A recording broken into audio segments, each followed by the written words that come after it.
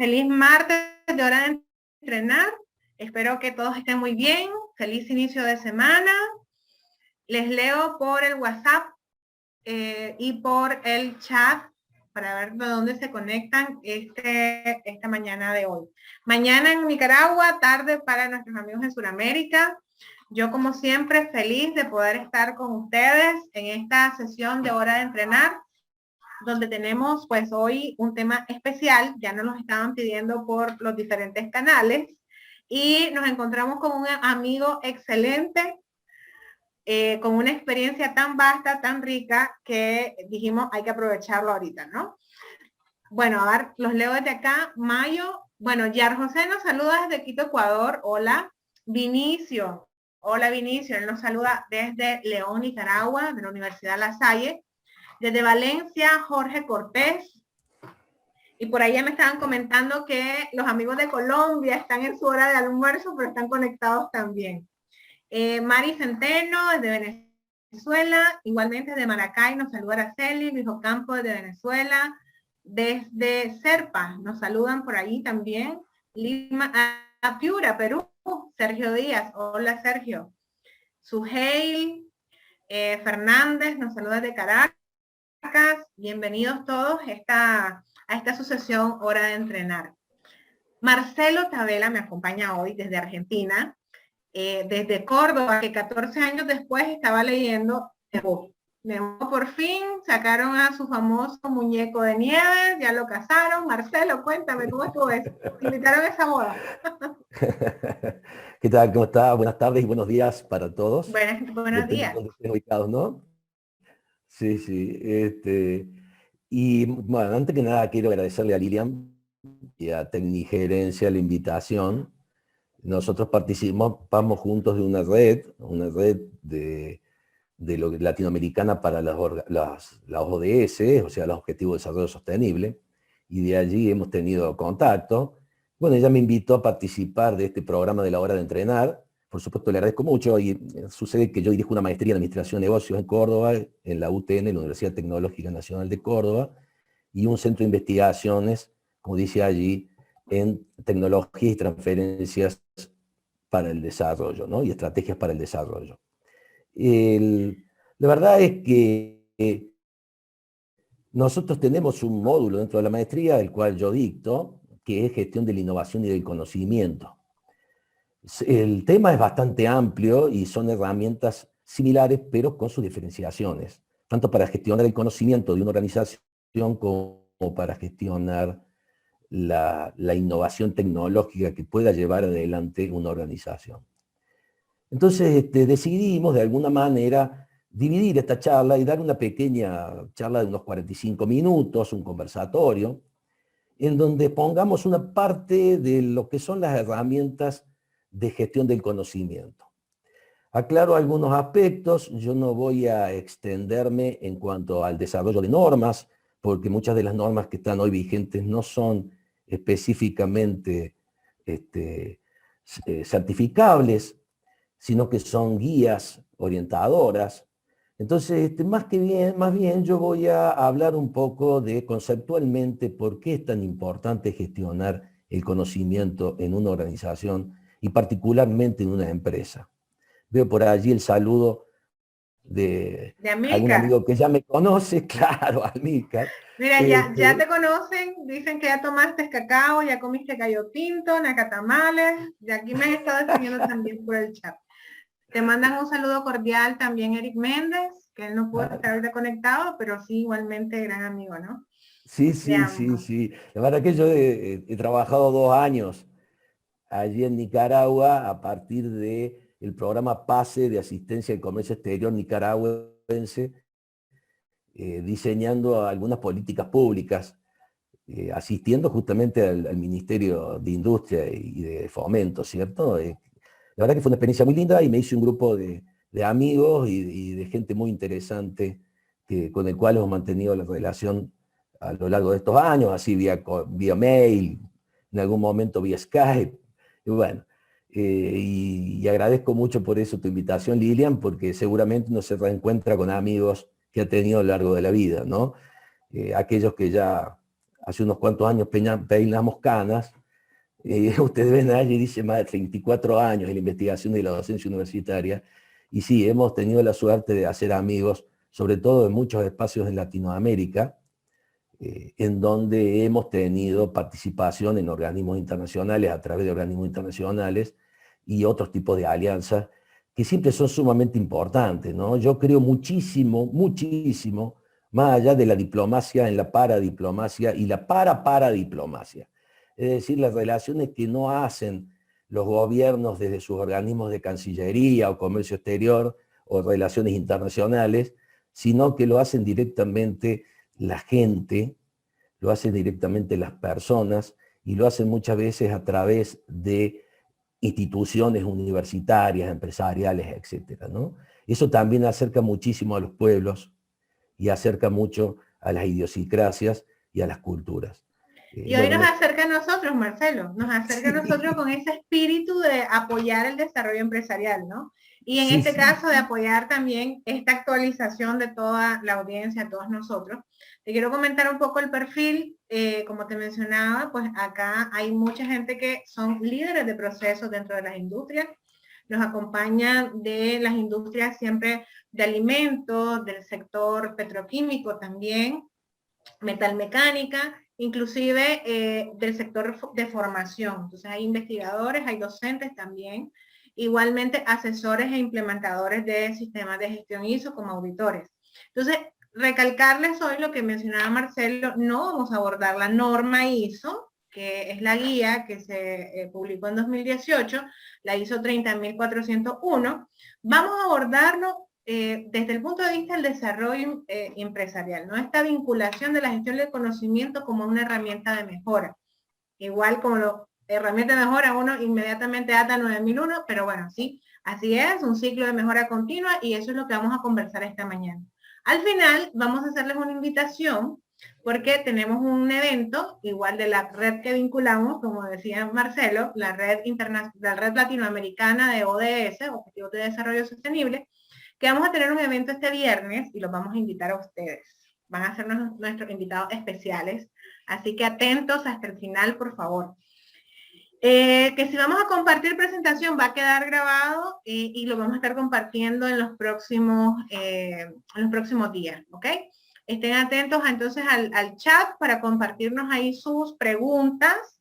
Por ahí también vamos a estarle compartiendo los links para registro para el evento del viernes. Y pongamos entonces ahora atención a esto que nos va a compartir Marcelo. Gracias, Marcelo, por estar. Yo te entrego al panel y dejo de compartir pantalla para que compartas tu presentación, ¿ok? Bueno, muchísimas gracias, Lilian. Estoy habilitado ya para compartir, ¿no? Sí, así es. Perfecto.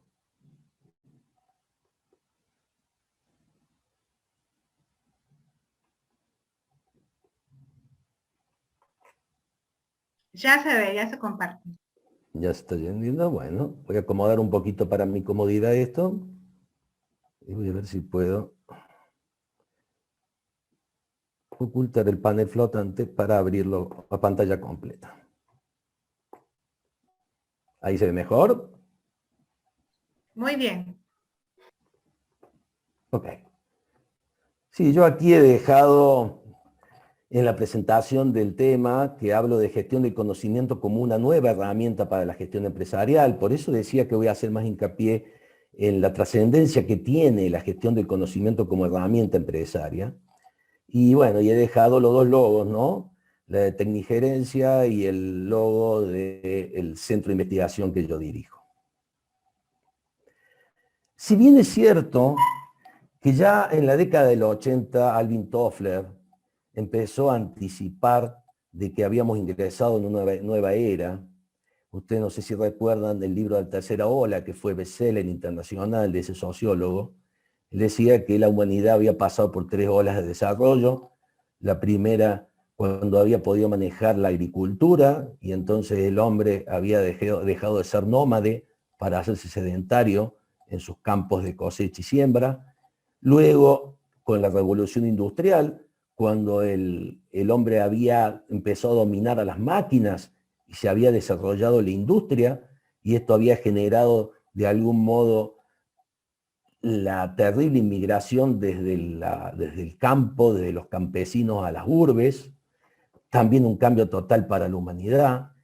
Y él planteaba de que habíamos ingresado muy tempranamente, en la década del 80 ya planteaba que habíamos ingresado a una nueva era, y hablaba en realidad de la era de la información, porque él lo que sentía como un cambio fundamental era el desarrollo de las nuevas tecnologías de información y comunicación.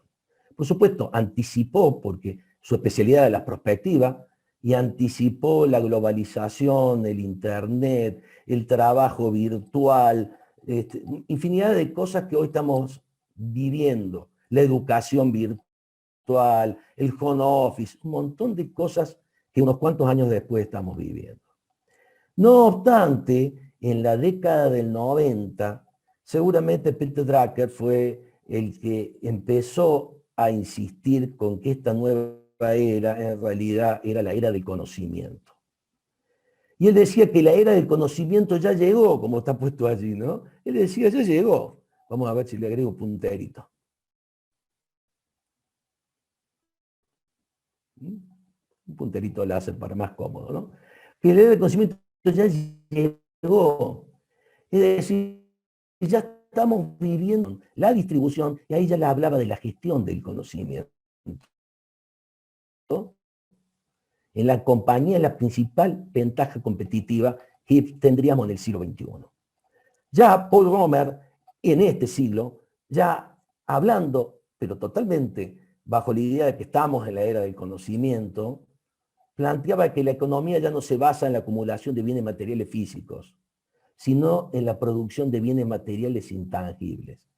Por eso es que nosotros vamos a retomar estas ideas, porque otro de los conceptos que plantea Romer, que es absolutamente destacado, es que el conocimiento es el único recurso ilimitado y el único activo que aumenta con el uso, cuando en general los activos se desgastan con el uso y pierden valor.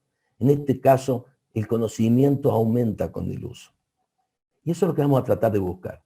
Vamos a empezar por hablar del conocimiento. A ver, no les voy a dar una clase de epistemología, del concepto clásico, platónico y aristotélico de lo que era la episteme del conocimiento, ni de las modificaciones de los escolásticos, ni qué he pensado después de Descartes con el racionalismo. No.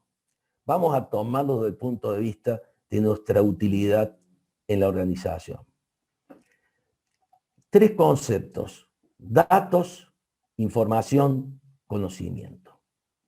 ¿Cómo transformamos esos datos en información y luego en conocimiento? Sobre eso voy a destacar para que después veamos cómo gestionamos el conocimiento.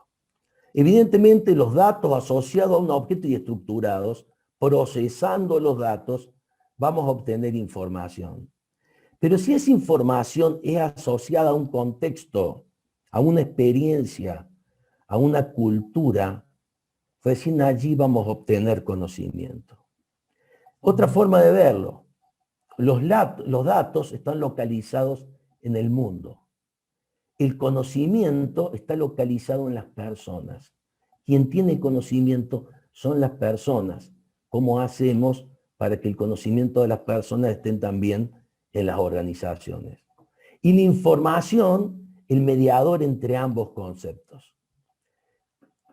Bajo esa idea vamos a definir conocimiento como el producto del procesamiento de la información a través de reglas lógicas e ilógicas que realiza el cerebro humano. Solo el hombre puede generar conocimiento procesando la información a la cual tiene acceso, y no siempre de manera lógica, sino que a veces hasta intuitivamente y basado en su propia cultura.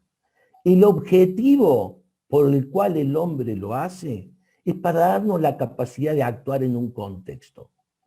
En definitiva, aquel que tiene un conocimiento es aquel que sabe actuar en un determinado contexto, que sabe desenvolverse. Para entenderlo de otra manera y verlo como esto se ata con las organizaciones y sobre todo con las empresas, tenemos que tratar de entender cómo aprenden las organizaciones. Una forma de verlo es con una pirámide jerárquica del conocimiento. Cómo va aumentando el valor a partir de los datos, que son cifras, estadísticas, y que no sabemos porque no se pueden interpretar, porque no están procesados. Esos datos que al organizarlos, ordenarlos, conforme a un determinado patrón, se transforman en información y se va produciendo un aprendizaje. Y finalmente, esa información que a través de la inteligencia humana se transforma en conocimiento.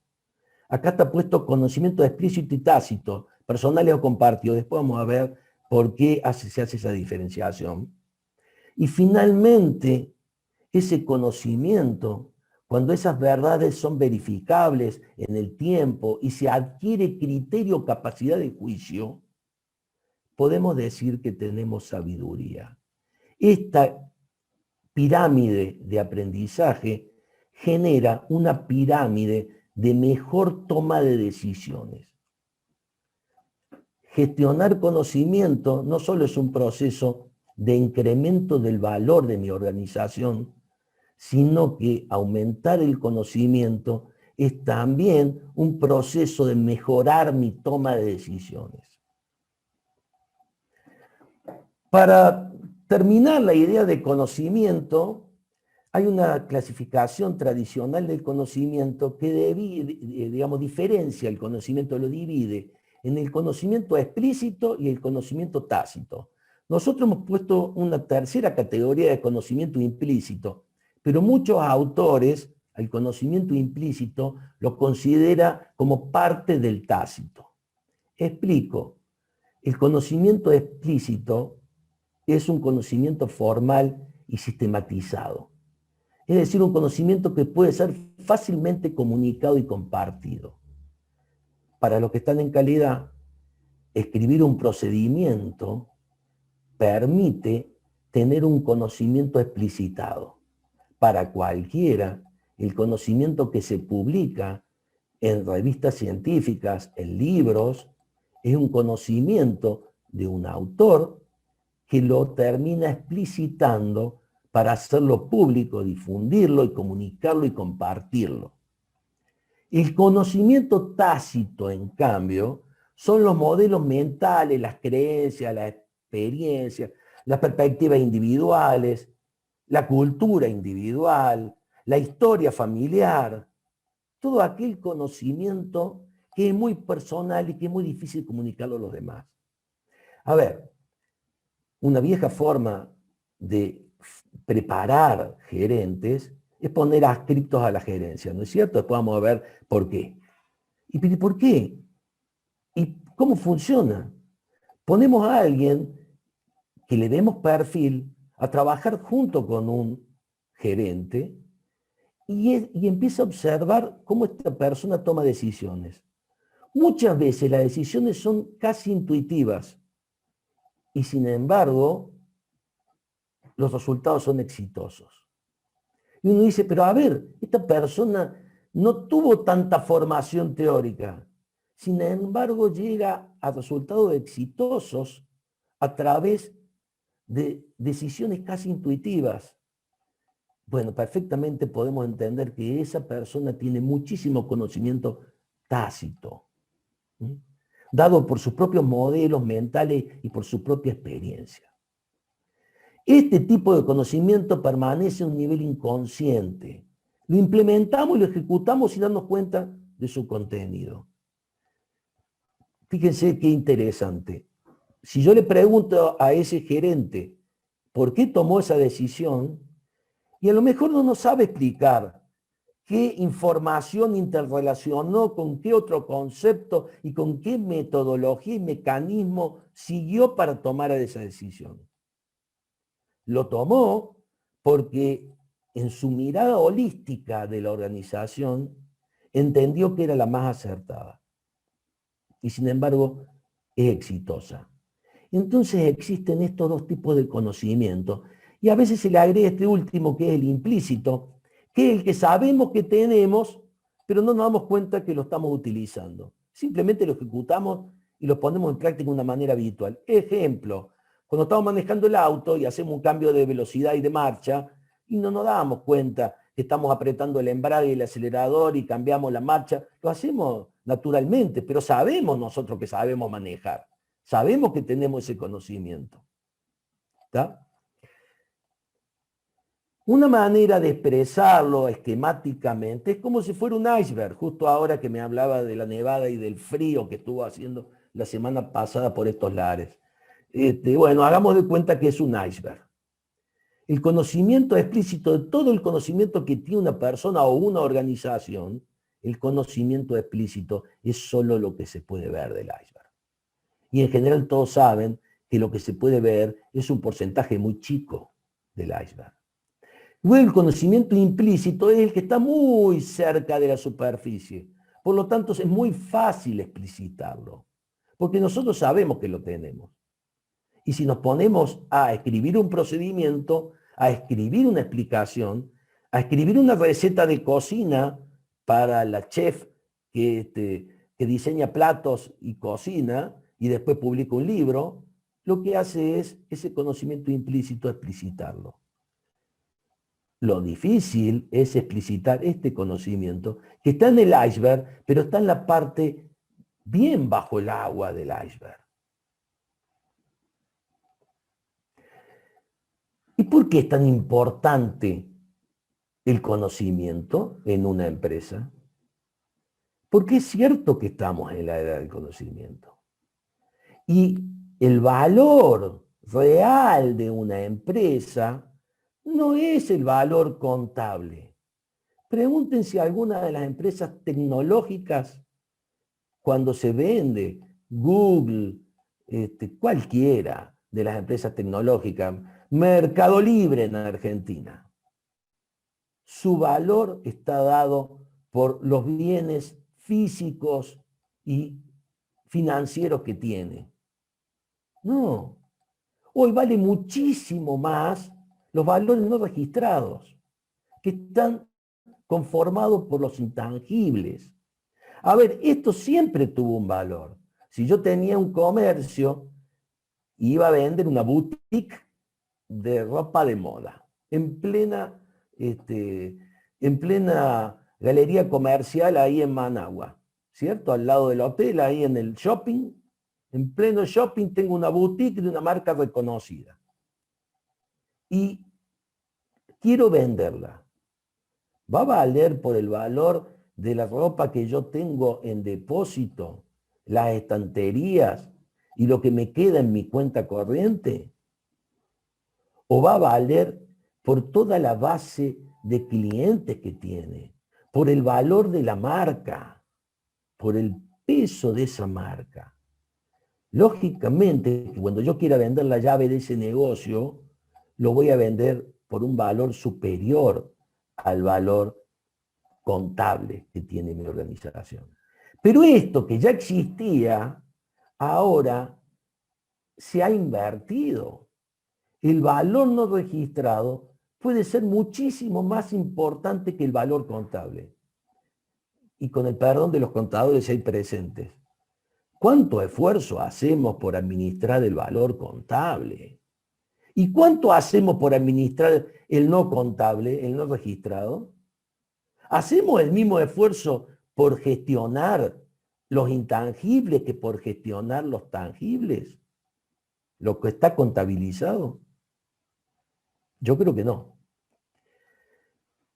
Una forma de entenderlo mejor es considerar entonces que nosotros tenemos en una empresa, para calcular su valor, activos tangibles, dado por el capital físico, los bienes, y el capital financiero, sus cuentas bancarias, etcétera, acciones, lo que fuera, y sus activos intangibles.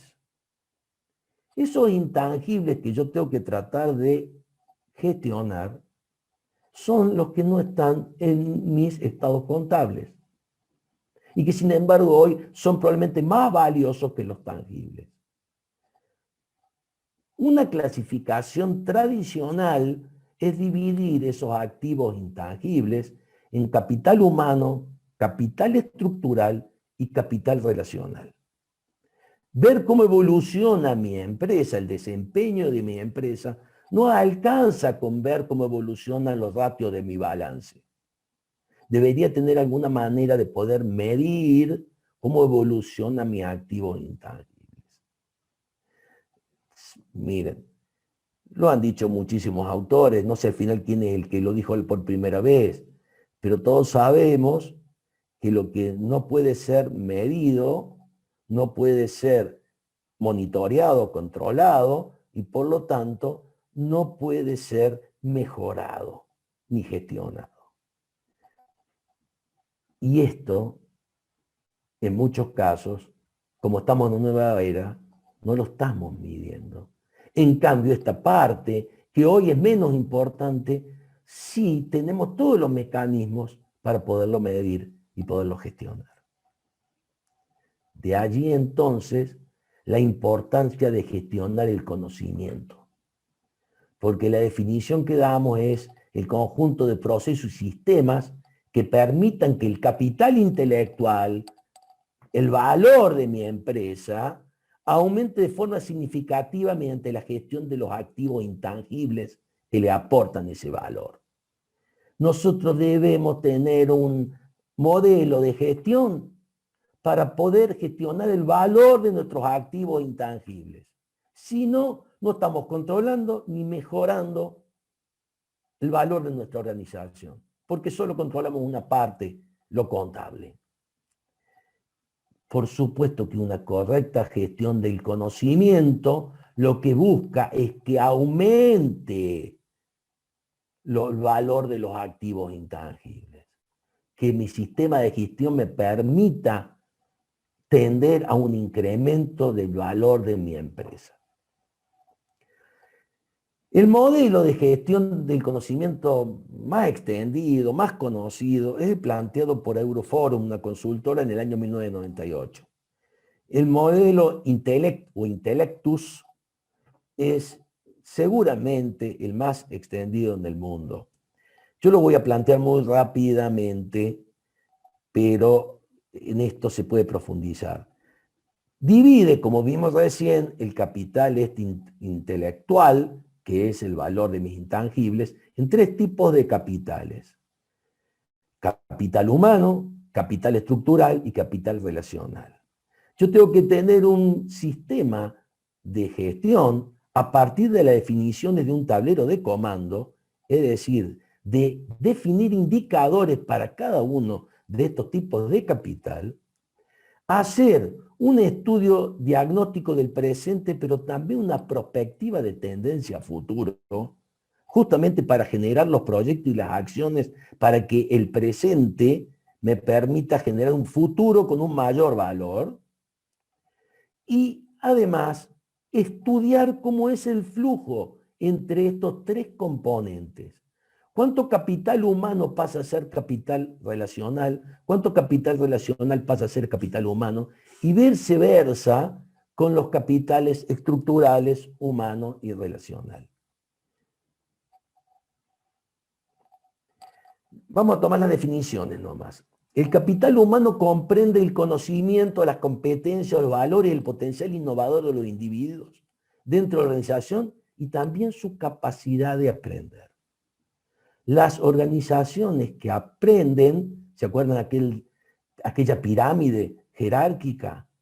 Las que aprenden son las que tienen también individuos que tengan capacidad y sean permeables a aprender. Las características del capital humano. La empresa no lo puede comprar, solo contratarlo durante un periodo de tiempo.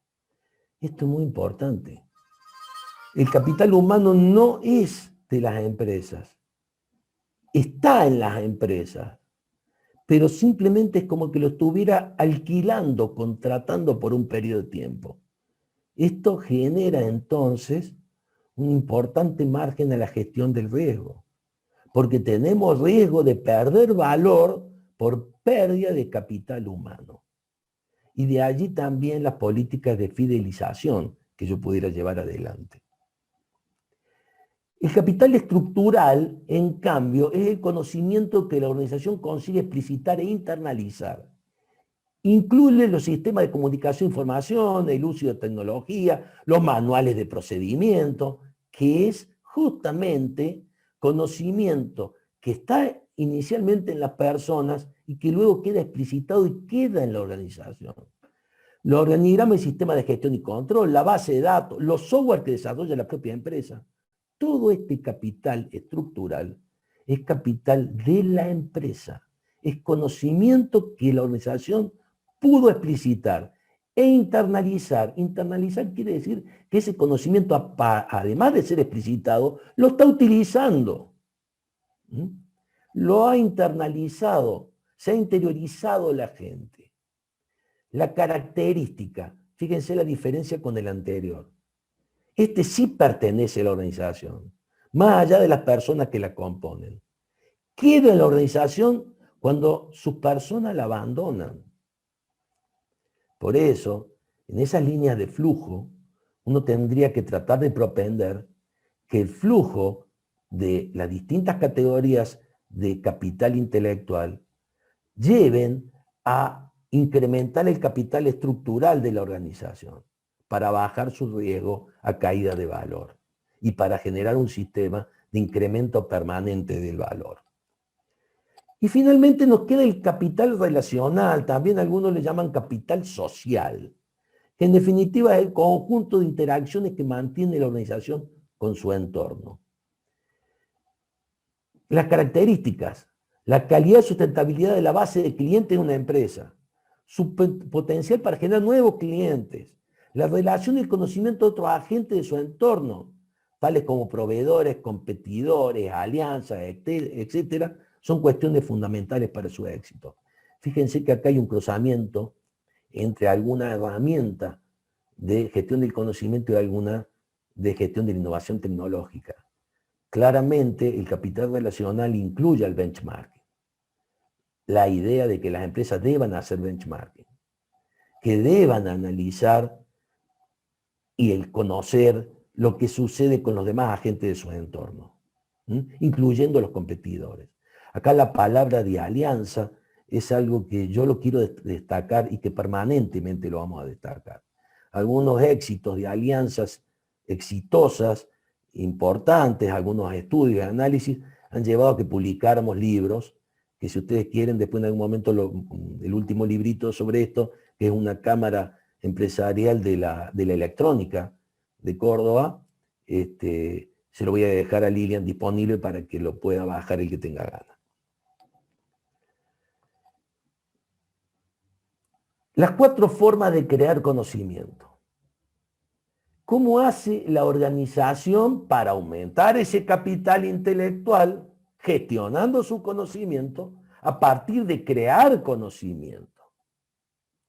La forma más antigua y que todavía está vigente, y lo di como ejemplo, la criptogerencia, pero también, ya que la empresa que hoy nos convoca es una consultora y hay muchos auditores allí, ¿cómo formamos un auditor? ¿Cómo formamos un consultor?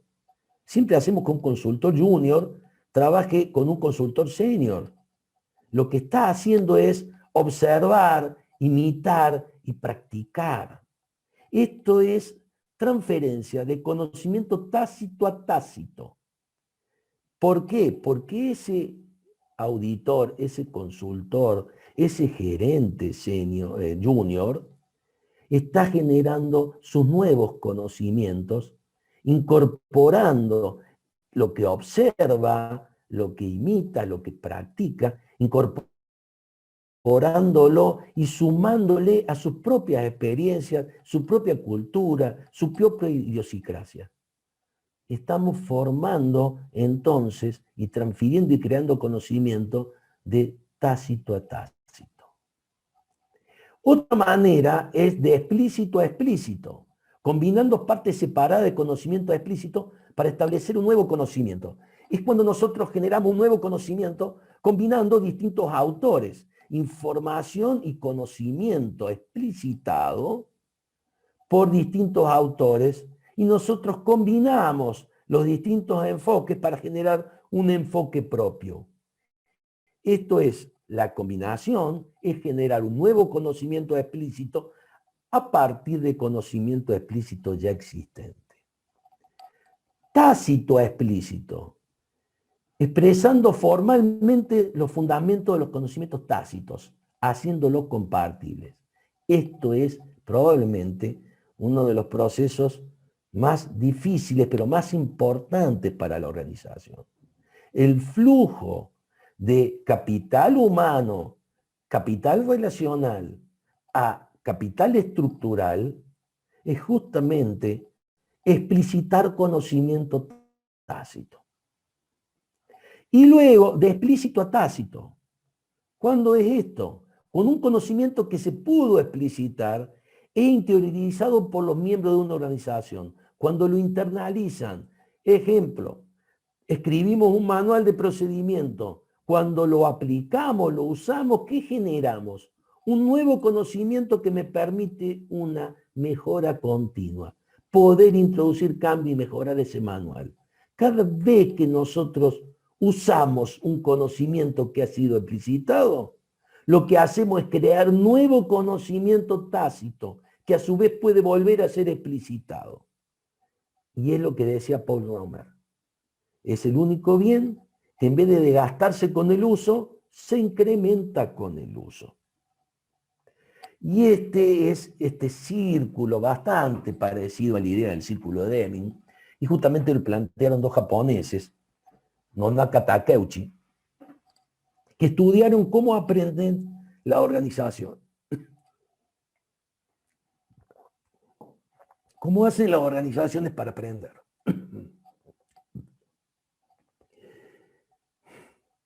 Espera, voy a buscar un vaso de agua.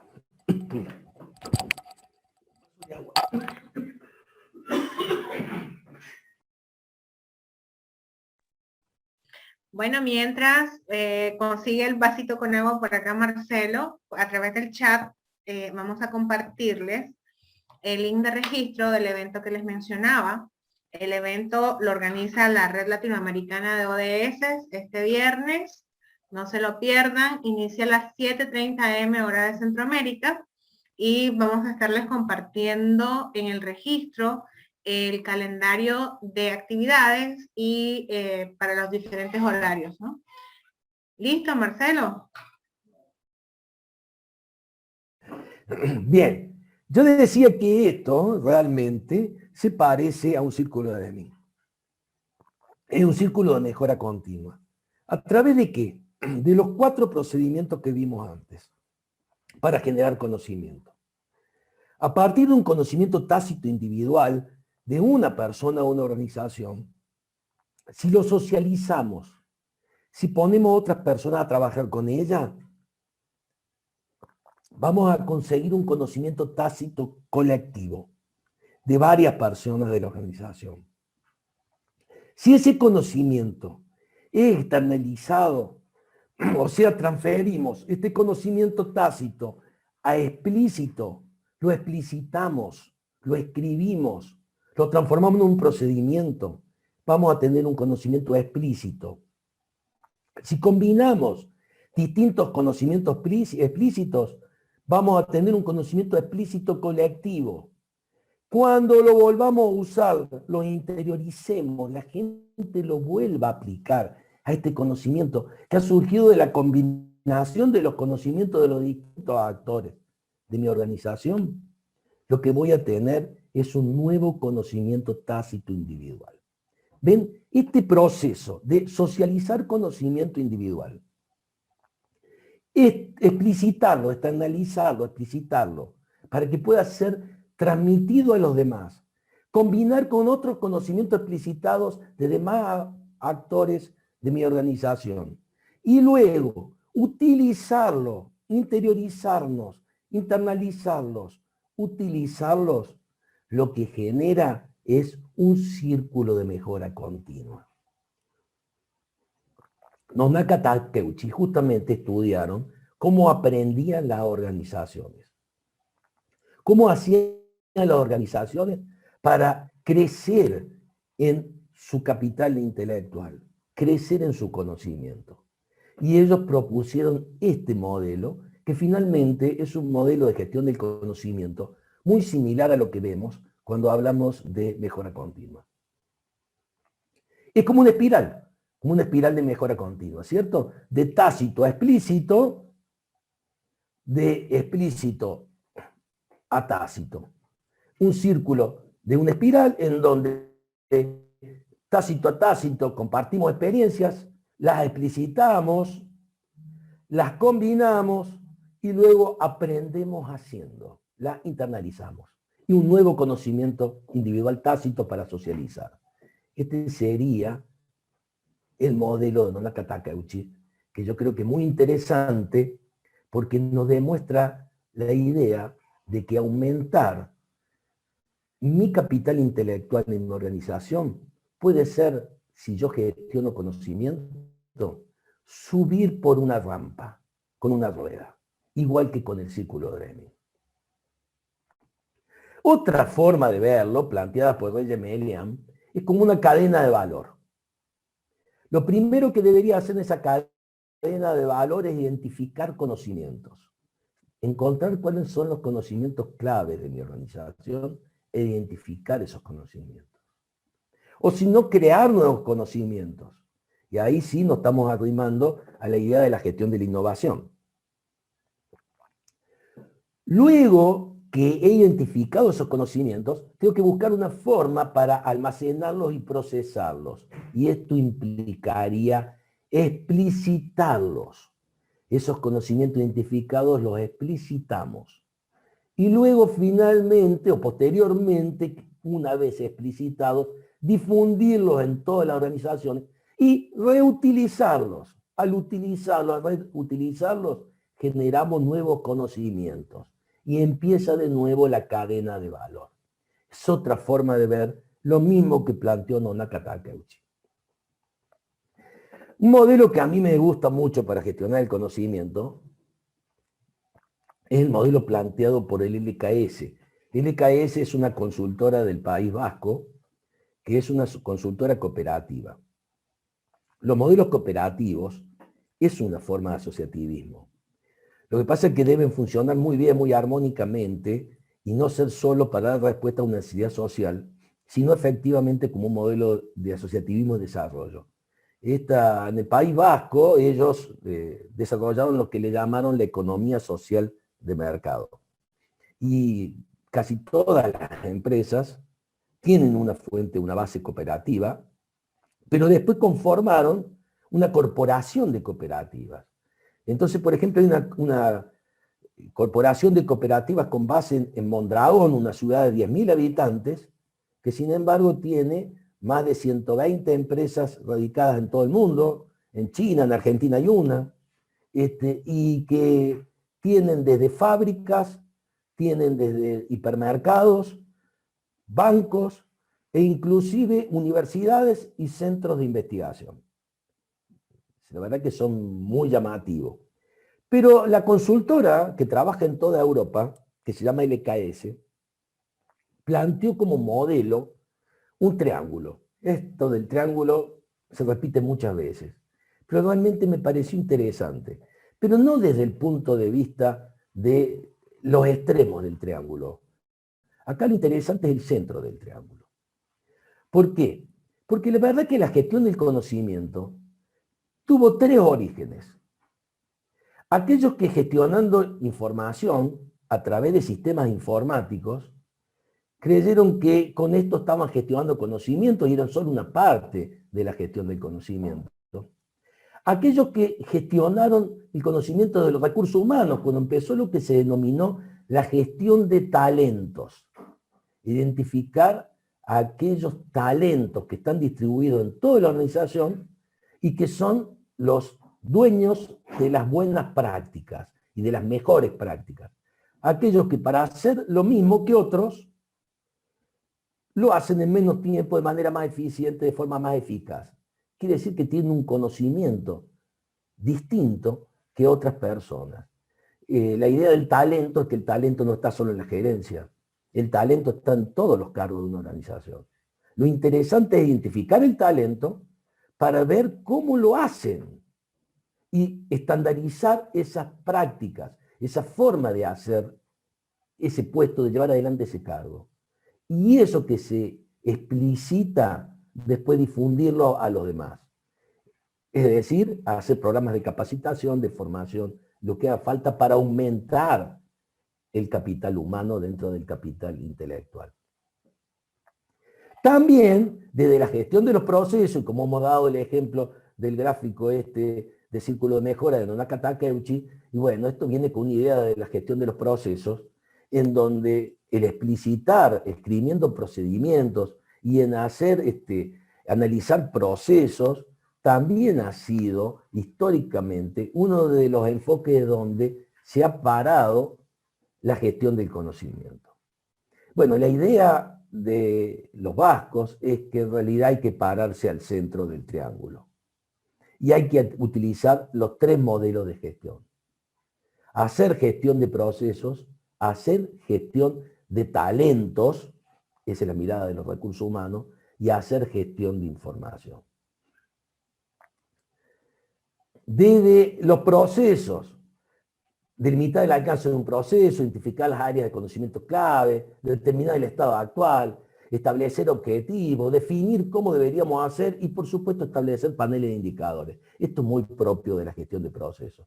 Y luego implementar un nuevo proceso y monitorearlo y ver si efectivamente estamos mejorando nuestro capital intelectual. De los recursos humanos, un concepto importante es definir el negocio en términos de lo que la empresa sabe hacer, que a veces es mucho más importante que desde los productos que fabrica. Sí, yo tengo infinidad de ejemplos, muchos son locales, pero si ustedes quieren ver las tiendas Zara, que tiene tiendas en casi todo el mundo, su especialidad en realidad ha sido el diseño y la logística. Yo he entendido que más importante que el negocio de la ropa ha sido el negocio logístico y de diseño que han llevado adelante. Pero hay infinidad de casos incluso de microempresas que se transformaron en pyme y que terminaron siendo empresas grandes, o sea, realmente escalaron impresionantemente, a partir de entender cuál era lo que realmente sabían hacer y se diferenciaban, más allá de los productos que elaboraran o comercializaban.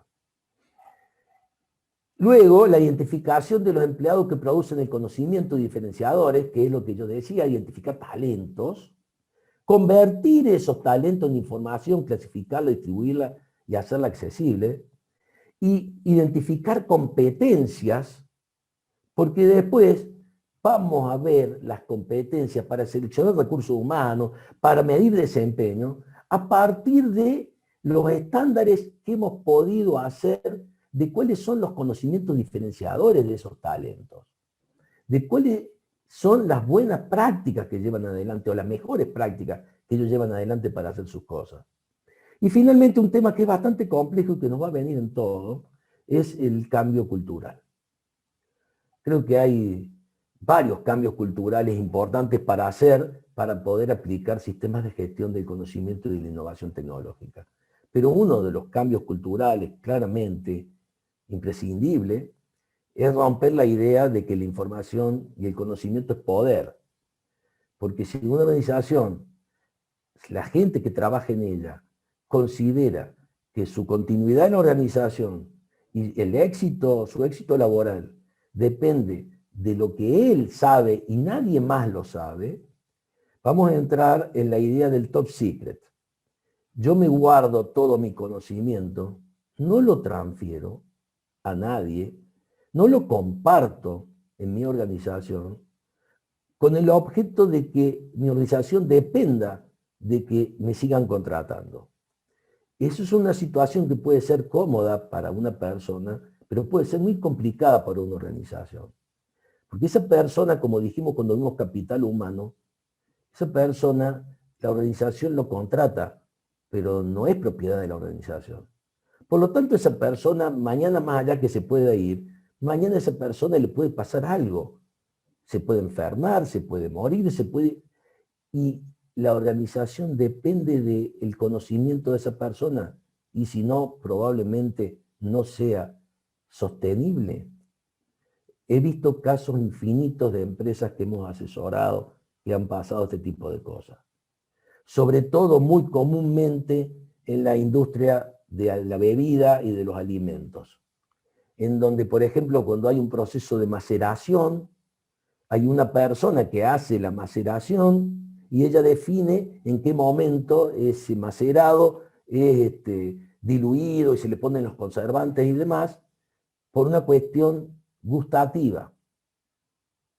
Todo lo que son características de calidad sensitivas que dependen del aroma, del sabor, digamos, del gusto, son muy personales, pero la gente se acostumbra a ese intangible. La gente que desarrolló la empresa Coca-Cola, todo esto lo vio muchísimos años antes de que estuviéramos en la era del conocimiento. Por eso, con lo que cuida con más recelo es la receta del jarabe con que se hace la Coca-Cola. ¿Está? ¿Por qué? Porque eso que está explicitado no está en una sola persona, y eso que está explicitado está en la organización. Pero si la Coca-Cola sale con distinto sabor, ya deja de diferenciarse y dejaría de tener un valor distinto. Aquí en Córdoba tomamos una bebida alcohólica que se llama Fernet. Se toma mezclada con gaseosas cola. El Fernet más tradicional es un Fernet italiano, el Fernet Branca, y se consume, pero de manera impresionante. Creo que el lugar en el mundo que más se consume es la provincia de Córdoba. Mucho más que en Italia. Pero se consume mezclado con gaseosa cola. Le salió a esa empresa una partida con un sabor diferenciado y tomó la opción de retirar todo lo que había en el mercado. Cosa que es absolutamente lógica, porque si no perdía su clientela, caía su valor por su caída de su intangible. Yo decía de una empresa que en su oportunidad el dueño de la empresa era una pyme, era el único que manejaba los macerados, hacía un jarabe que acá le llamamos amargo serrano, que es un jarabe concentrado de una maceración de hierbas. Y por supuesto, se murió este hombre, uno de los hijos estaba dedicado a la parte comercial, otro a la administrativa, pero ninguno tenía claro cuándo se cortaba el macerado, o sea, cada partida salía con un sabor distinto. La empresa no duró ni 6 meses y tenía 20 años en el mercado. No lo compró más nadie, porque todas las veces tenía un sabor distinto. La importancia entonces de generar un cambio cultural para compartir conocimientos. Si esta persona, este dueño de la empresa, este viejito, hubiese puesto a la par a alguno de sus hijos, hubiese puesto a la par aprendices, al menos hubiera compartido conocimiento tácito a tácito. Si además hubiera explicitado parte de su conocimiento, seguramente sería otra la situación de la empresa. La empresa que embotella la Coca-Cola acá en Córdoba se llama Embotelladora del Atlántico, son capitales chilenos, y es una empresa que embotella en más de la mitad del país la Coca-Cola.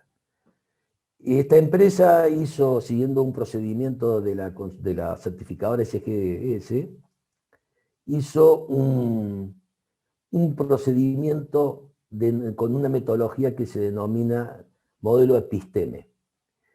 Mucho que ver con gestionar el conocimiento desde los recursos humanos. Ellos detectaron que un punto crítico en la organización eran los repositores y vendedores de Coca-Cola en los distintos almacenes, supermercados, mercaditos de la ciudad, restaurantes. Y detectó resultados muy disímiles en su cuerpo de vendedores. Generó un modelo en donde a cada uno de los que denominó vendedores talentos o talentosos, lo hizo acompañar por otro vendedor que tenía un desempeño menor. Y ese vendedor que tenía un desempeño menor, aparte de estar tomando atención de cómo actuaba, cómo operaba el vendedor talentoso, tenía que tomar nota y explicitar ese conocimiento. Es mucho más fácil explicitar para un observador que para uno mismo, que no sabe por qué toma decisiones muchas veces. Ese modelo, finalmente, todo lo que se iba explicitando se iba exponiendo y compartiendo en reuniones mensuales. Le dio un resultado excelente, incrementó de una manera enorme las ventas, gestionando conocimiento, con un modelo muy similar a gestionar los recursos humanos. Y finalmente la gestión de la información, que en realidad es un conjunto de procesos y actividad orientada a, en realidad, coordinar, almacenar, conservar, buscar, recuperar información. No es conocimiento, es información que es el insumo básico para generar los conocimientos.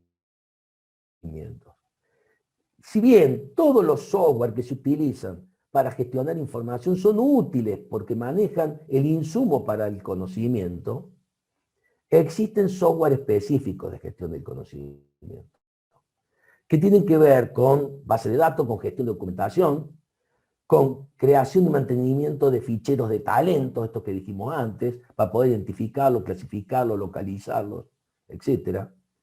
La base de datos de procedimientos y soluciones efectivas a problemas comunes. Probablemente hay un ejemplo muy común que fue 3M. 3M tenía una base de datos espectacular de todas las investigaciones que hacía, y había un investigador en adhesivos que estaba trabajando en un adhesivo de papel y que encontró que ese adhesivo no era muy eficiente porque se despegaba fácilmente el papel, aunque tenía la virtud que se podía volver a pegar. Y ese desarrollo no lo usó nadie por unos cuantos años. Pero esa base de datos de procedimiento y solución efectiva le permitió a otro equipo inventar en su momento el POSIT. Esos papelitos cuadraditos para pegar en la heladera, ¿cierto? Para dejar mensajitos escritos. Que por supuesto fue un producto que fue estrella en un momento, después fue vaca, y ahora ya no se vende casi, y es perro. Pero que 3M ganó muchísima plata a partir de haber creado base de datos excelentes de innovaciones realizadas. El análisis de tendencias y, finalmente, la adecuada gestión de la propiedad intelectual basada en la catalogación de marcas, patentes y derechos de autor. Esto, si bien lo vamos a ver o se ve mucho, creo que también es importante de la gestión de la información tener los instrumentos para poder hacer lo que se denomina habitualmente vigilancia tecnológica, ¿no? Y me voy a terminar la exposición con dos frases. Una que me viene muy bien a mí y a varios de los que estaremos en la reunión. Una frase de Albert Einstein, que algo de esto sabía. Hace más de 100 años tiró esta frase, y él decía que el conocimiento es experiencia. Cualquier otra cosa es solo información. Porque en realidad, claramente, el conocimiento es cuando nosotros procesamos la información con la mente humana, donde realmente suma y genera nuevas experiencias y nuevos conocimientos. Y la última es otra frase interesante de Einstein, que dice que en tiempo de crisis solamente la imaginación es más importante que el conocimiento. Y yo aquí voy a cambiar dos cosas. La primera es que en este mundo actual siempre estamos en tiempo de crisis. Esa frase que podía ser válida para la Primera o Segunda Guerra Mundial, hoy es válida permanentemente, y más en Latinoamérica. Siempre estamos en tiempo de crisis. Salimos prácticamente de una crisis y prácticamente a los pocos tiempos, pocos años, entramos en nuevas crisis. Y lo segundo es que voy a cambiar la palabra imaginación por innovación. Es decir, que solo la innovación puede ser más importante que el conocimiento.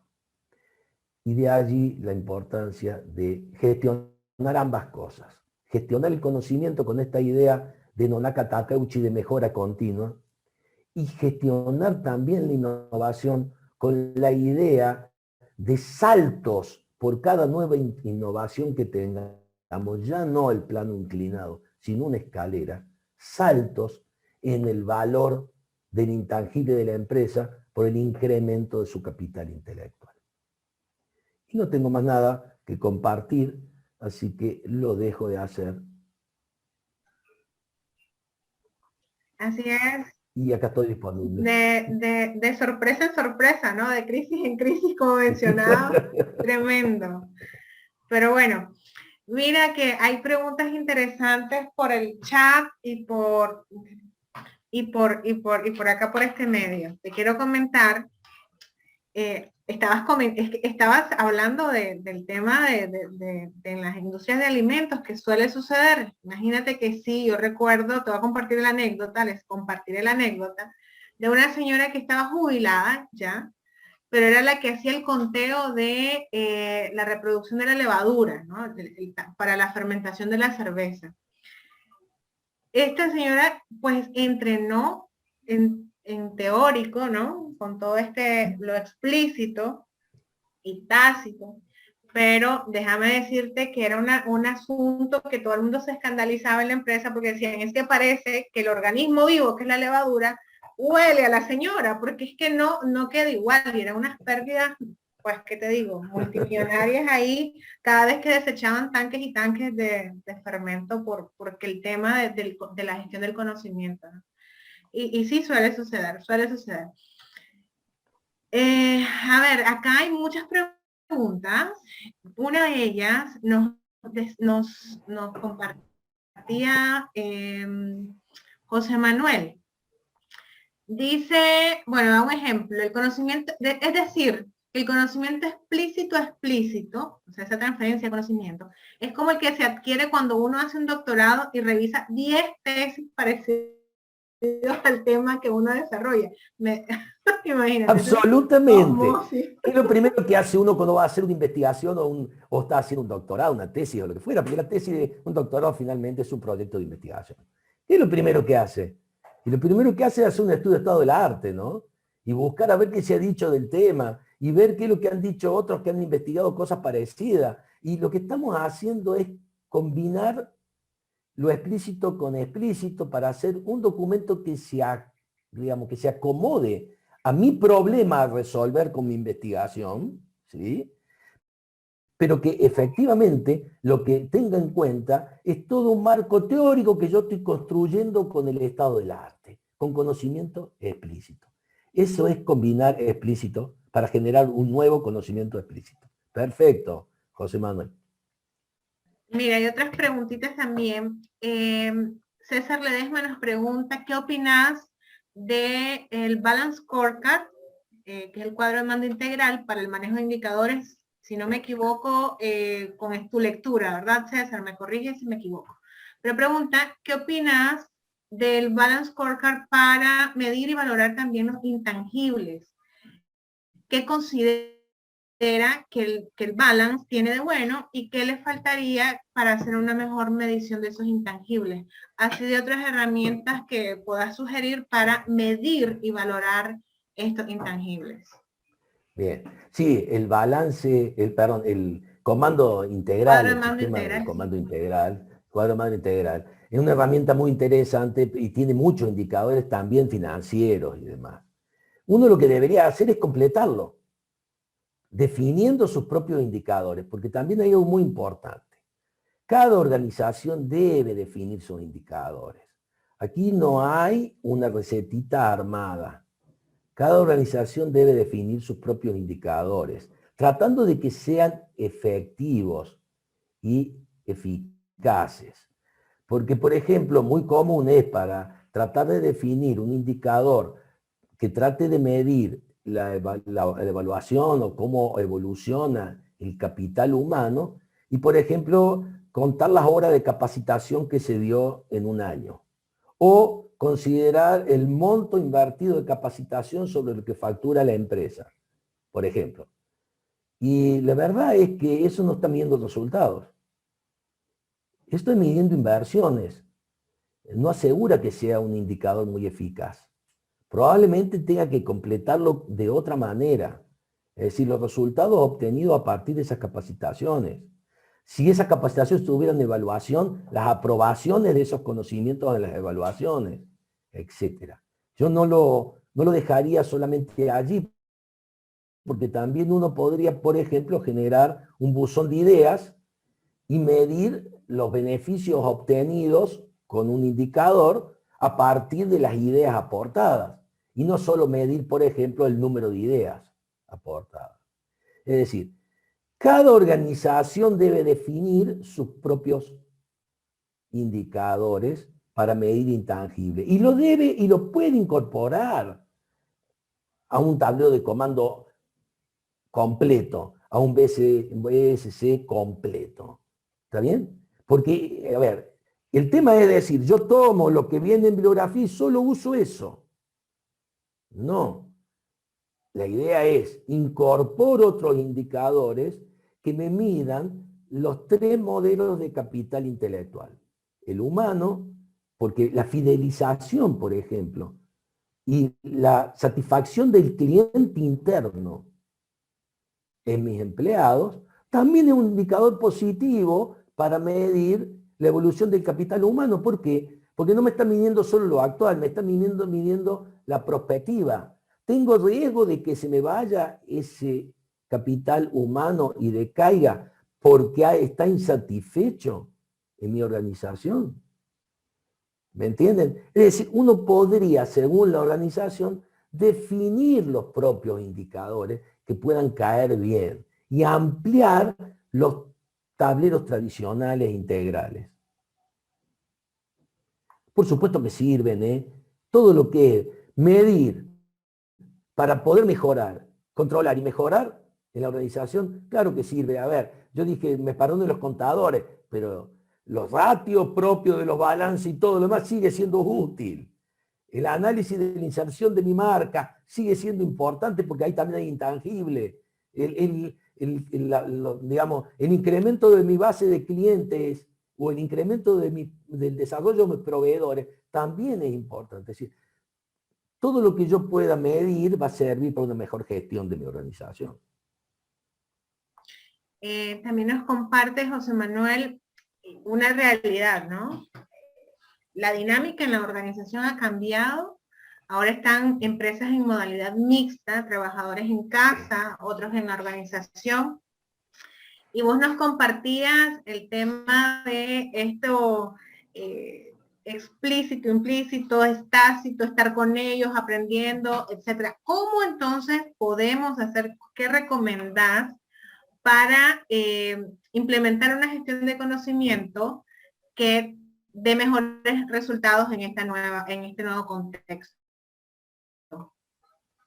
Yo me doy cuenta que el contexto es complicado y a todos nos está siendo muy complicado. Yo dirijo un centro de investigación en donde trabajamos permanentemente con empresas. Ahora, justamente hoy, envié un informe técnico para Nissan, para una de las automotrices que está radicada aquí en Córdoba. A lo mejor ustedes no saben, pero la provincia de Córdoba es una provincia muy industrial, que tiene un Producto Bruto superior a Nicaragua, y tiene una extensión, creo que un 20% superior a Nicaragua, aunque tenga la mitad de sus habitantes, ¿sí? Pero es una provincia que tiene toda una actividad agrícola significativa, pero una actividad industrial muy importante. A partir de 1930, con la erradicación de una fábrica de aviones, ¿no? que era una fábrica militar, pero que llevó al desarrollo de capital humano importante, que permitió luego la erradicación de empresas terminales automotrices. Fiat, Renault, Nissan, Volkswagen están en Córdoba, en la ciudad de Córdoba. Y bueno, nosotros trabajamos muchísimo para ellos, pero muchísimo con ellos, para y con ellos. Pero también trabajamos con las pymes y con las organizaciones del Estado. Ahora, por ejemplo, tenemos, y esto de las alianzas nos parece fundamental, un programa con ProCórdoba. ProCórdoba es la Agencia de Comercio Exterior de Córdoba. ProCórdoba hace inteligencia comercial. A partir de la oferta exportable de Córdoba, busca los clientes potenciales en el mundo, pero luego se reúne con los importadores para ver cuáles son los requisitos que deben tener esos productos para poder ingresar a ese país, para que ese importador los quiera importar. Y importadores del país de destino, ¿no? Y lo que sucede es que siempre hay un gap, hay una diferencia entre lo que la calidad, las condiciones de productividad, las condiciones de competitividad, las condiciones de modelos de mantenimiento que tienen las empresas locales y lo que está reclamando el importador. Y nosotros tenemos un convenio firmado donde todo un cuerpo de consultores del centro de investigación es el que asiste a las empresas para poder saltar ese gap. Este año vamos a llevar adelante 2 programas. Uno de mantenimiento total preventivo y 5S, y otro de calidad productiva, perdón, no calidad no entra en este. Este año entra productividad y competitividad. Ahí también tenemos que hacer un cambio importante de paradigma, ¿no? De aquel paradigma de la productividad de la época de Ford y Taylor, al de la competitividad con Porter, y al de este siglo que es de la sostenibilidad, ¿no? En cuanto a la pregunta que me hacían, porque me voy por las ramas, perdón. Sí, yo entiendo que es muy complejo y digo, a nosotros nos resulta muy complicado porque necesitamos auditar y visitar plantas industriales, porque hacemos auditorías, porque necesitamos además trabajar en equipo con la contraparte, ya sea del Estado o con la propia empresa, y lo estamos haciendo todo mediados por tecnología, como estamos haciendo hoy las cosas. Y eso tiene limitantes absolutamente. Es como aquel que dice que la educación virtual es igual que la presencial. Mentira. Por más que manejemos todas las tecnologías, nunca la relación cara a cara puede ser sustituida. Nunca la empatía, la sinergia que genera el trabajo en equipos presencial, en confianza, puede ser sustituido por la virtualidad. ¿Qué podemos hacer? Miren, lo que podamos. Ahora, si me dicen qué modelo me gusta a mí me gusta mucho la idea de los vascos. Yo no puedo apuntar a gestionar el conocimiento en mi organización solamente buscando talentos, solo de los recursos humanos, por más que yo les conté el caso de la embotelladora de Coca-Cola acá, que fue muy exitoso. Yo creo que no. En paralelo tengo que estar gestionando por procesos. Tengo que estar escribiendo procedimientos y aplicándolo y utilizándolo. Tengo que estar tomando, definiendo cuáles son los procesos que tienen mayor valor agregado para tomarlos como líneas prioritarias de acción. Tengo que gestionar por procesos. Y en paralelo debo gestionar la información correctamente. No podemos seguir teniendo, como tenemos también en Argentina, pymes que todo lo que tienen, lo tienen en Excel, en Word, y no tienen ningún sistema informático de gestión, un SAP o lo que fuera, integral, completo, aunque no sea hecho ya de mano, que sería lo ideal, sino que fue comprado enlatado. Pero usándolo aprendemos, otra vez, el aprendizaje haciendo, ¿no? El aumento del conocimiento usándolo. Porque seguramente que lo vamos a adaptar a nuestras necesidades. Pero bueno, esto es parte también de la aplicación de tecnología. Yo no digo, porque la gestión de la innovación tecnológica es mucho más amplia, aunque algunos lo centren solo en la incorporación de tecnología a la empresa. Y eso es un pedacito muy chiquitito. Pero digo de que no podemos seguir trabajando, si hablamos de competitividad también y de sostenibilidad, con sistemas de gestión de información para otra cosa o de un siglo atrás, ¿no? Interesante, y te comparto 2 preguntas finales. para no abusarte del tiempo, Marcelo. Pero mira, por acá tengo una en el chat de WhatsApp de Marisela Campos. Ella pues me hace 3 preguntas, te voy a sintetizar. Opa, Una Marisela. que dice, bueno, imagínate, identificamos los elementos, las necesidades de gestión del conocimiento, pero ¿cómo entonces medimos la eficacia de los esfuerzos? ¿Cómo medimos los resultados? ¿Cómo medimos la eficacia? Es una. Y la otra pregunta que te voy a hacer, la compartían por acá. Voy a darle chance a César Ledesma, que mucho creo que tiene que ver con la pregunta de José Manuel, y es cómo vendes este intangible del conocimiento. Uno lo hace, pues, cómo se posiciona como marketing, ¿verdad? En los sistemas de gestión de esa nueva era. Y luego el tema de, dice César Ledesma, cuando se valora una empresa para una compra o una venta, ¿verdad? Ahí entra el listado del plan estratégico y otros intangibles. Pero entonces, ¿cómo medís este intangible de la gestión del conocimiento? ¿Qué herramienta o metodología recomendás para poderlo plasmar en esa compra-venta? Sí, a ver, creo que hay algo que es real y que de alguna manera uno lo ve en lo que plantean las preguntas. Un ejemplo, y ya que estamos en consultoras de calidad y auditores de calidad. Muchas empresas, cuando quieren certificar una norma de gestión, supongamos la de calidad, lo primero que hace es contratar un implementador para que lo asista, lo ayude, lo acompañe, y luego contrata a un ente certificante para que haga las auditorías finales y corrobore el cumplimiento de la norma y finalmente emita el certificado. O después haga, por supuesto, la revalidación, la recertificación, etc. La verdad es que cuando uno va a los sistemas contables, en muchos casos eso se carga como gasto.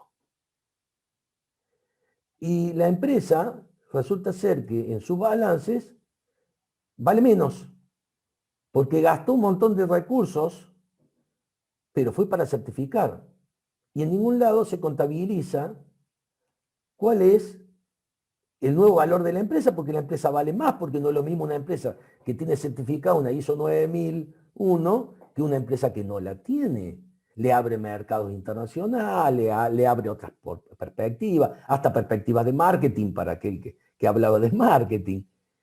Y sin embargo, si uno va a la parte contable, se encuentra con que en realidad la empresa parece que vale menos, porque yo en realidad gasté recursos. Entonces, bueno, ahí hay 2 complejidades. Una sería efectivamente darle valores y darle también amortizaciones. Sabemos que una certificación que tiene 3 años de duración, tengo que volver a hacer inversiones, por lo tanto yo podría calcular amortizaciones y darle un valor estimado. Ese valor en la empresa de software, cuando desarrollan software, a veces está dado por la inversión que realizan en horas hombre y demás, pero se pierde de vista allí cuál es el verdadero potencial comercial de ese producto, si uno solo lo considera desde el costo que tuvo para desarrollarlo. Entonces, es algo bastante complejo, pero es una forma, por más que pueda tener cierto margen de error, el darle un valor y darle un plazo de amortización, de poder llevarlo desde el punto de vista contable. Ahora, olvidémonos de lo contable, veo que algunos también lo planteó, ¿ves cómo se valora la idea de la empresa compra y venta, ¿no? Y la otra forma de poder medir eficiencia y eficacia, yo creo que pasa efectivamente por el aplicar indicadores con un tablero de comando. Es decir, esto de donde yo pueda medir, ¿qué pasa con mi capital intelectual? Tiende a incrementarse.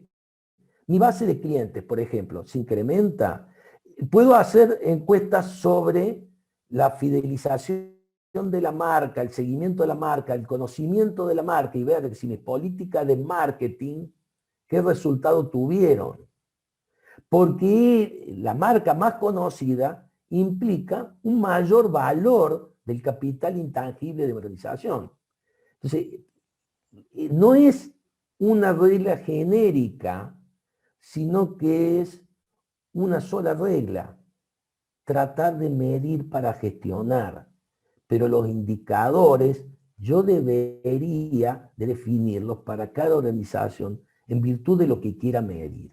Una buena forma para tomar como modelo es considerar el modelo Intelect y decir, voy a medir el capital relacional, ¿sí?, mis estrategias de alianza, mis desarrollo de proveedores, mi presencia de mi marca, mi lista de base de datos de clientes, etc. ¿Se incrementa, no se incrementa? Voy a medir mi capital estructural, ¿m? Con toda esta idea de cómo medir digamos, lo que he explicitado, las inversiones que he hecho. Supongamos una certificación, le asignemos un valor a esa certificación. Y ese que no solo es el costo, está claro que no solo es el costo de la inversión. Y ese valor tomarlo como capital e ir sumando ese capital estructural para poder ir midiéndolo. Y voy a medir mi capital humano y sí, veamos los indicadores que me permitan ver cómo evoluciona. Si podemos ver la satisfacción del cliente interno, si podemos ver los programas que estamos haciendo de desarrollo de recursos humanos, con indicadores. No hay otra forma, porque al ser intangibles, muchas veces no hay manera distinta que diseñar un buen indicador. Y por supuesto continuarlo en el tiempo.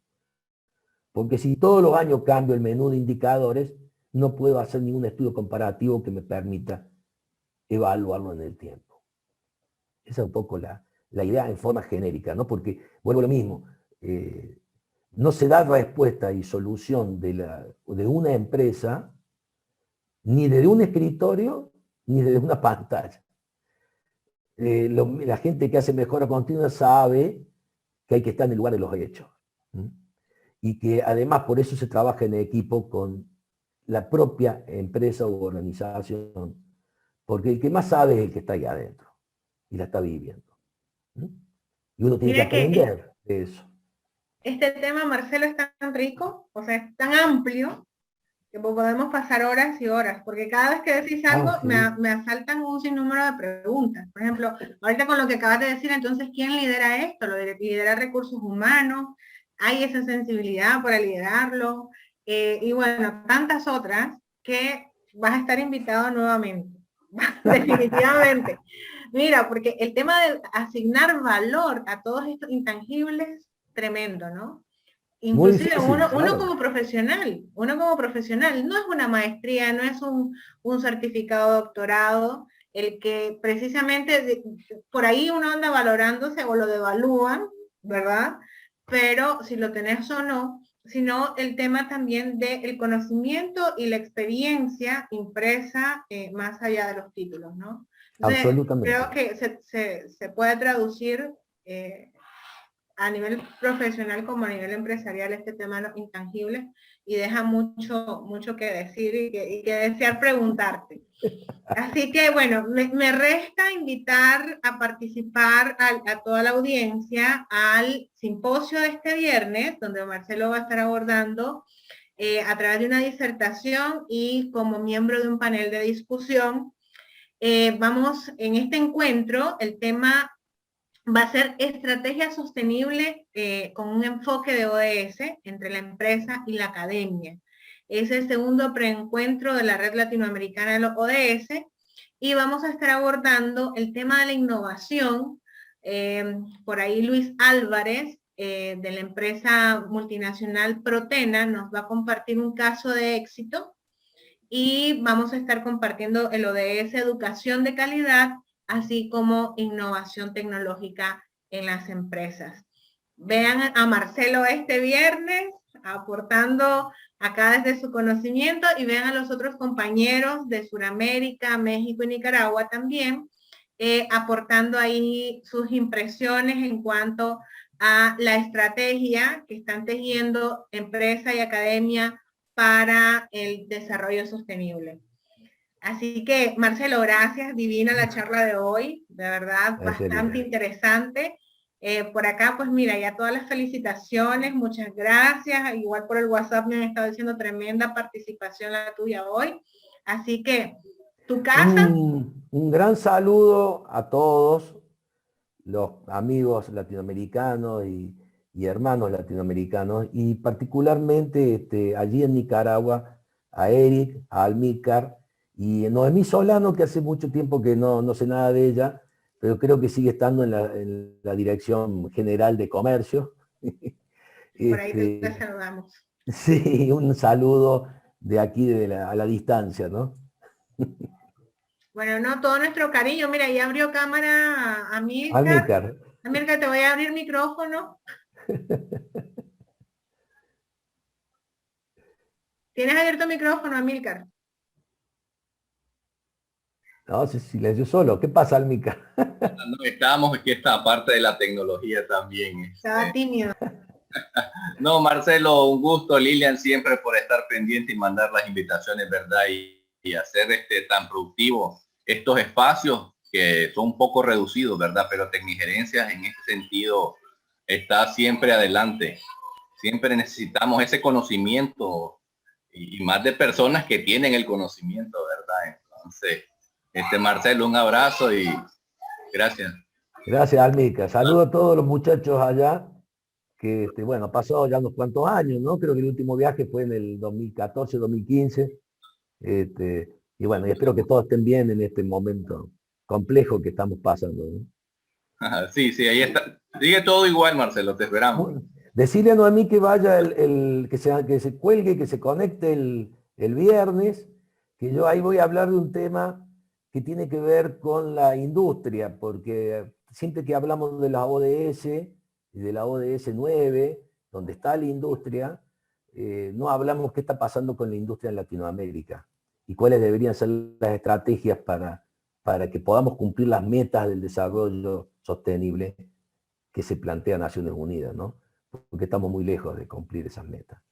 Y Entonces, con todo este tema tan convulso, COVID, crisis políticas, sociales, que es, digamos, el factor común en nuestros países, ¿no? No hay escape. Entonces, sí hay que entender cómo se va a tejer este tema de los Objetivos del Desarrollo Sostenible. Ya hablaban de la agenda para el 2030, así que vamos a compartir eso este viernes, no se lo pierdan. Doctora Eyolcuy, perdón si no lo menciono bien, bienvenido también, buenas tardes. Y un saludo. Estamos atentos. Gracias, Marcelo. Yo me despido de ustedes. Gracias, les voy a activar la oportunidad de que puedan abrir micrófono para despedirse. Ya pueden activar su micrófono si desean despedirse. Y bueno, esperen el próximo martes, este viernes, el simposio, no se olviden, 7:30, hora de Centroamérica y Guatemala. Y 10:30 arranca para Argentina. Por los canales, por las diversas redes va a estar siendo compartida la invitación, igualmente por WhatsApp se la voy a compartir. Por favor, Axel, compartirles el link de WhatsApp también para los que quieran preguntar. Y el próximo martes, otra cita con Tecnigerencia conmigo en su hora de entrenar para otro tema igual interesante que el de hoy. Ya Marcelo nos deja ahí con la espinita para continuar este tema de otra perspectiva, otra vista. Así que estás invitado a tu casa, Marcelo. Gracias. Muchas gracias. Gracias a todos. Saludos a todos. Nos vemos el viernes en todo caso. Adiós. Saludos.